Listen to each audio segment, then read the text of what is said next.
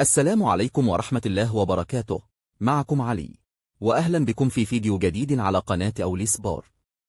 في هذا الفيديو سنستعرض أكثر 10 لاعبين تسجيلا للأهداف في تاريخ كأس العالم، من المركز العاشر وحتى صاحب الرقم القياسي، مع قصة قصيرة عن كل أسطورة. وفي نهاية الفيديو سنجيب عن السؤال الذي يشغل عشاق كرة القدم حول العالم: هل يستطيع كيليان مبابي تحطيم الرقم التاريخي؟ أم أن ليونيل ميسي سيواصل الابتعاد في الصدارة؟ لنبدأ مباشرة.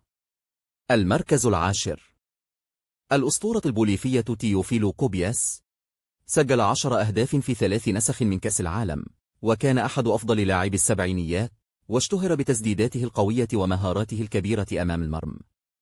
المركز التاسع، الهداف الإنجليزي غاري لينيكر، سجل أيضا 10 أهداف، وتوج هدافا لمونديال 1986، ويعد من أعظم المهاجمين في تاريخ إنجلترا بفضل تمركزه المثالي داخل منطقة الجزاء.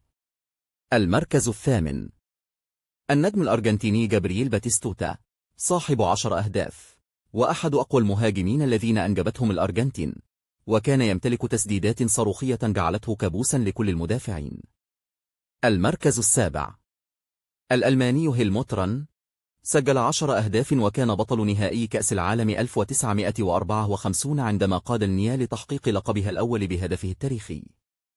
المركز السادس، الأسطورة البرازيلية بيليه، سجل 12 هدفا، وحقق إنجازا لن يتكرر بسهولة بعدما توج بكأس العالم 3 مرات، ليصبح أحد أعظم اللاعبين في تاريخ اللعبة.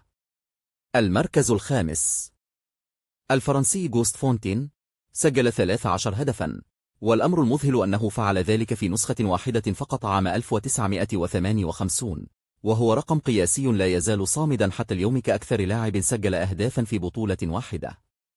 المركز الرابع، الأسطورة الألمانية غيرد مولر، أحرز 14 هدفا في نسختين فقط، وكان من أخطر المهاجمين في تاريخ كرة القدم بفضل حسته التهديفية المذهلة.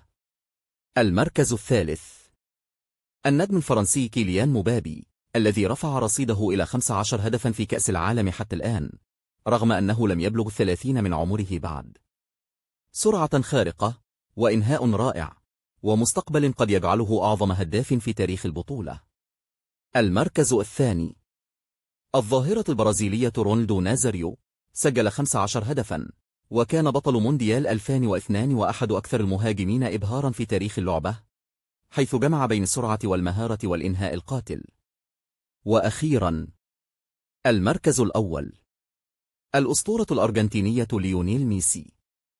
بعد تألقه في كأس العالم 2026، أصبح ميسي الهداف التاريخي لكأس العالم برصيد 18 هدفا، محطما الرقم الذي ظل صامدا لسنوات، ليضيف إنجازا جديدا إلى مسيرته الأسطورية. ولكن هل انتهت القصة هنا؟ الإجابة: ربما لا، لأن هناك لاعبا واحدا فقط يبدو قادرا على تهديد هذا الرقم، وهو كيليان مبابي. مبابي يملك حاليا 15 هدفا في كأس العالم، ولا يزال في عمر 27، وما زال أمامه بقية مباريات نسخة 2026، وربما يشارك أيضا في مونديال 2030. لذلك فإن فرصة تحطيم الرقم التاريخي تبدو واقعية جدا إذا واصل التسجيل بنفس المعدل.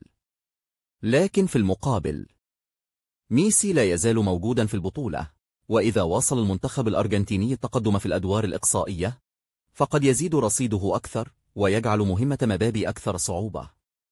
والآن جاء دوركم. من برأيكم سينهي مسيرته كأفضل هداف في تاريخ كأس العالم؟ هل سيبقى ليونيل ميسي في القمة؟ أم أن كيليان مبابي سيكتب تاريخا جديدا ويصبح الهداف التاريخي للمونديال؟ اكتبوا توقعاتكم في التعليقات، ولا تنسوا الاشتراك في قناة أولي سبورت وتفعيل زر الجرس، لأن القادم في كأس العالم سيكون مليئا بالإثارة والإنجازات التاريخية. شكرا لكم، وإلى اللقاء.